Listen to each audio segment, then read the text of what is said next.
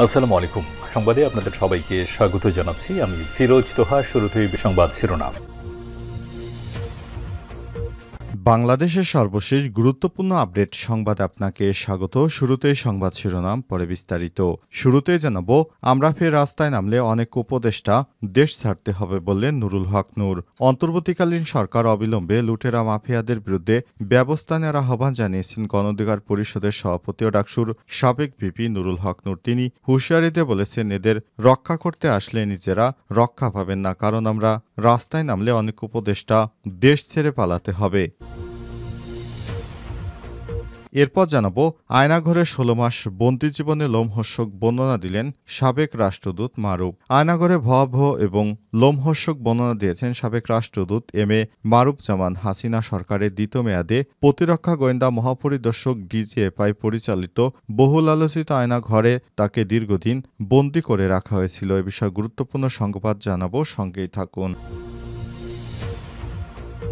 এদিকে চেকপোস্ট ব্যারেক থেকে পুলিশ সদস্যের ঝুলন্ত মরদেহ উদ্ধার। চুয়াডাঙ্গার দর্শনা জয়নগরের পুলিশে ব্যারাক থেকে শামীম রাজু ৩১ নামে এক পুলিশ কনস্টেবলের ঝুলন্ত মরদেহ উদ্ধার করা হয়েছে। আজ নিজ শয়নকক্ষ থেকে তার মরদেহ উদ্ধার করা হয়।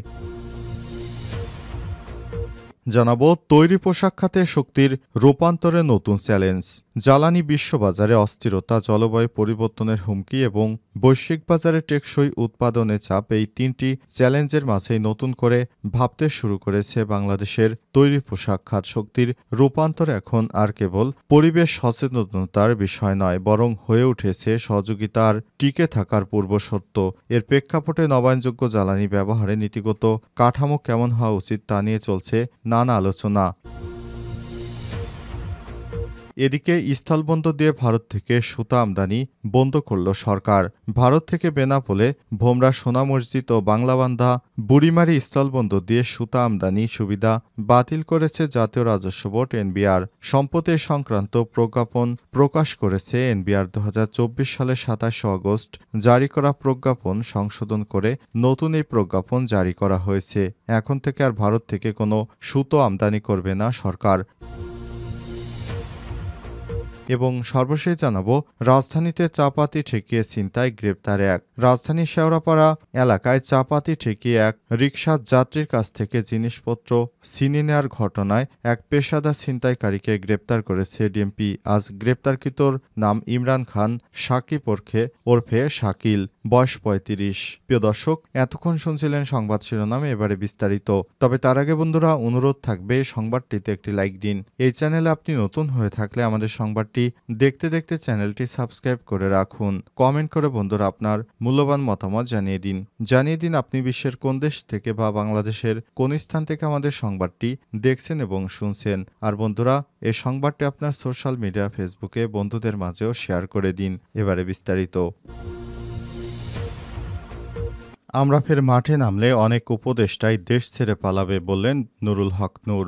অন্তর্বর্তীকালীন সরকারকে অবিলম্বে লুটেরা মাফিয়াদের বিরুদ্ধে ব্যবস্থা নেওয়ার আহ্বান জানিয়েছেন গণ অধিকার পরিষদের সভাপতি ডাকসুর সাবেক ভিপি নুরুল হক নূর। তিনি হুঁশিয়ারিতে বলেছেন, এদের রক্ষা করতে আসলে নিজেরা রক্ষা পাবেন না, কারণ আমরা ফের রাস্তায় নামলে অনেক উপদেষ্টাই দেশ ছাড়তে বাধ্য হবে না। নিজের ফেসবুক অ্যাকাউন্টে এক পোস্টে ভিপি নূর এসব কথা বলে। নুরুল হক নূর বলেন, ১১ সময় রাজনীতিবিদদের পাশাপাশি কিছু শীর্ষ ব্যবসায়ীকেও গ্রেপ্তার করা হয়েছিল। এটা ঠিক ছিল, কিন্তু রাজনীতিবিদদের গ্রেপ্তারের পিছনে সরকারের একটা নিজস্ব এজেন্ডা থাকলেও যাদের গ্রেপ্তার করা হয়েছিল তাদের অনেকের বিরুদ্ধে দুর্নীতি, দখল, চাঁদাবাজি, অর্থ পাচার করা, কর ফাঁকির সুস্পষ্ট অভিযোগ ও প্রমাণ ছিল। অন্যদিকে ৫ই আগস্টে অভ্যুত্থানের পর বলতে গেলে ১৬ বছরে ফ্যাসিস্ট রেজিমের অবৈধ সুবিধাভোগী, দখলবাজ, চাঁদাবাজ, টেন্ডারবাজ, দুর্নীতিবাজ, লুটেরা, অর্থ পাচারকারীদের গ্রেপ্তার করা তো হয়নি, বরং অনেকে সেই সঙ্গে এক্সিটের পাশাপাশি তাদের অবৈধ অর্থ সরানো, সম্পদের মালিকানা পরিবর্তনে সহযোগিতা করা। অনেকের বিরুদ্ধে গণমাধ্যমে একাধিক সংবাদ প্রকাশিত হওয়ার পরও কারো বিরুদ্ধে উল্লেখযোগ্য কোনো ব্যবস্থা নেওয়া হয়নি। এ সময় তিনি বলেন, আলোচিত এসালম গ্রুপের মালিকানাধীন ব্যাংকগুলোর থেকে এসালম সংশ্লিষ্টদের অপসারণের মতো কিছু পদক্ষেপ নিলেও ফ্যাসিবাদের সবচেয়ে বড় পৃষ্ঠপোষক ভূমিদস্যু, দখলবাজ, লুটেরাদের বিরুদ্ধে এখনও দৃশ্যমান কোনো ব্যবস্থা গ্রহণ করা হয়নি। উন্নয়নের নামে হরিলুট বাজেটে সকল ম্যানেজ করে আওয়ামী লীগের জামানায় একচেটিয়া টেন্ডারবাজি করা কিছু কনস্ট্রাকশন প্রতিষ্ঠান এই সরকারের আমলেও হরদমে কাজ করে যাচ্ছে। তাদের বিরুদ্ধে ব্যবস্থা নিচ্ছেন না। এটা এক ধরনের বৈষম্যমূলক আচরণ। আমরা মাঠে নামলে কিন্তু এই বিষয়টি আর ভেবে দেখার সময় পাবেন না। আয়নাঘরে ১৬ মাস বন্দি জীবনে লোমহর্ষক বর্ণনা দিলেন সাবেক রাষ্ট্রদূত মারুফ। আয়নাঘরে ভয়াবহ ও লোমহর্ষক বর্ণনা দেন সাবেক রাষ্ট্রদূত এম মারুফ জামান। হাসিনা সরকারের দ্বিতীয় মেয়াদে প্রতিরক্ষা গোয়েন্দা মহাপরিদপ্তর ডিজিএফআই পরিচালিত বহুল আলোচিত আয়নাঘরে তাকে দীর্ঘদিন বন্দী করে রাখা হয়। বুধবার রাজধানীর গুলশানে বাসভবনে তিনি যুগান্তরকে এক সাক্ষাৎকারে অপহরণের প্রেক্ষাপট, বন্দিজীবন এবং গুমের সঙ্গে জড়িত সম্পর্কে নানা তথ্য তুলে ধরেছেন। মারুফ জামান বলেন, সবাই যেটাকে আয়নাঘর বলছে সেটি আসলে ডিজিএফআই পরিচালিত যৌথ জিজ্ঞাসাবাদ সেল বা জেআইসি। সাধারণত বড় মাপের জঙ্গি, সন্ত্রাসী বা চিহ্নিত অপরাধীদের জেআইসি নিয়ে বিশেষ কৌশলে জিজ্ঞাসাবাদ রেওয়াজ ছিল, কিন্তু শেখ হাসিনার আমলে এটি ভিন্নমত দমনে নিকৃষ্টতম টর্চার সেলে পরিণত হয়। এমনকি সেখানে দীর্ঘদিন বন্দী রাখার পর অনেককেই নিষ্ঠুর কায়দায় হত্যা করা হয়। তাদের লাশ পর্যন্ত পাওয়া যায়নি। ২০১৭ সালে ৪ ডিসেম্বর তাকে বিমানবন্দর এলাকা থেকে অপহরণ করা হয়। পরে কোনো বিচার প্রক্রিয়া ছাড়াই ১৬ মাস সেই আয়নাঘরে তাকে বন্দী করে রাখা হয়েছিল। কারণ জানতে চাইলে মারুফ জামান লিখেছেন, এর কারণ একটাই, ভারতীয় আগ্রাসন এবং হাসিনা সরকারের সমালোচনা করা। সাবেক কূটনৈতিক হিসেবে তিনি আন্তর্জাতিক বিভিন্ন জার্নালে লেখালেখি করতেন। এ কারণে শেখ হাসিনার ক্ষমতা থাকার ব্যাপারে তিনি ভবিষ্যতে থ্রেট হতে পারেন, এজন্যই তাকে আয়নাঘরে নিয়ে এই অত্যাচার করা হয়েছিল। চেকপোস্ট ব্যারাক থেকে পুলিশ সদস্যের ঝুলন্ত মরদেহ উদ্ধার। চুয়াডাঙ্গার দর্শনা জয়নগরের পুলিশের ব্যারেক থেকে শামীম রাজু ৩১ নামে এক পুলিশ কনস্টেবলের ঝুলন্ত মরদেহ উদ্ধার করা হয়েছে।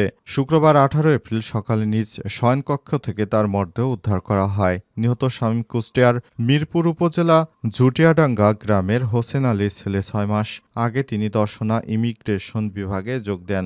নতুন ভবনের দ্বিতীয় তলায় তিনি একটি কক্ষে থাকতেন। সেই কক্ষ থেকে তার মরদেহ উদ্ধার করা হয়েছে। পুলিশের তার সহকর্মীরা জানান, তিনি কাজে যোগ দেননি। এ কারণে তার সহকর্মীরা সকালে এসে তাকে ডেকে তোলার চেষ্টা করে। পরে দীর্ঘক্ষণ ডাকার পর যখন তিনি কোনো কথার উত্তর দিচ্ছিলেন না, তখন তাদের সন্দেহ হলে তারা দরজা ভেঙে তার ঝুলন্ত মরদেহ দেখতে পায়। এ ব্যাপারে থানায় একটি মামলা হয়েছে। তার লাশ ময়নাতদন্তের পর হাসপাতালের মর্গে পাঠানো হয়েছে। ময়নাতদন্তের পর পরিবারের কাছে লাশ হস্তান্তরের প্রক্রিয়া চলছে বলে জানিয়েছে পুলিশের সদস্যরা। এই ঘটনায় কী কারণে এমন ঘটনা ঘটল এখনও বিষয়টি জানা যায়নি, তবে খতিয়ে দেখছে তারা। তৈরি পোশাক খাতে শক্তি রূপান্তরের নতুন চ্যালেঞ্জ। বিশ্ব জ্বালানি ব্যবস্থাপনায় তৈরি পোশাক খাতে অস্থিরতা, জলবায়ু পরিবর্তনের হুমকি এবং বৈশ্বিক বাজারে টেকসই উৎপাদনের চাপ, এই তিনটি চ্যালেঞ্জের মাঝেই নতুন করে ভাবতে শুরু করেছে বাংলাদেশের তৈরি পোশাক খাত। শক্তির রূপান্তর এখন আর কেবল পরিবেশ সচেতনতার বিষয় নয়, বরং হয়ে উঠছে প্রতিযোগিতায় টিকে থাকার পূর্বশর্ত।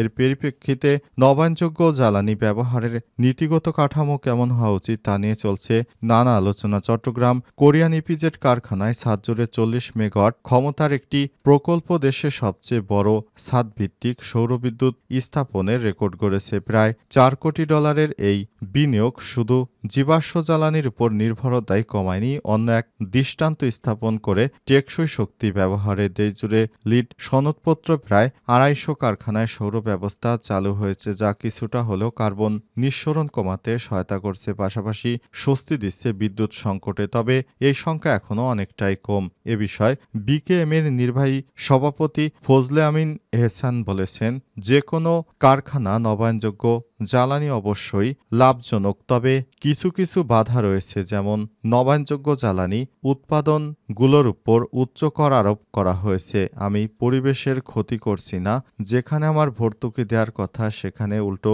৩০ থেকে ৫৬% পর্যন্ত কর ধার্য করেছে। বিশ্বব্যাপী পরিবেশের জন্য এখন বড় সমস্যা অতিরিক্ত কার্বন নিঃসরণ। অবশ্য তাতে বাংলাদেশের অবদান শূন্যের কোঠায়। অন্যদিকে সারা বছর যতটুকু কার্বন নিঃসরণ হয় তার অন্তত 15.4% জন্য দায়ী পোশাক খাত, তাই তা কমাতে চাপ রয়েছে বৈশ্বিক ক্রেতাদের।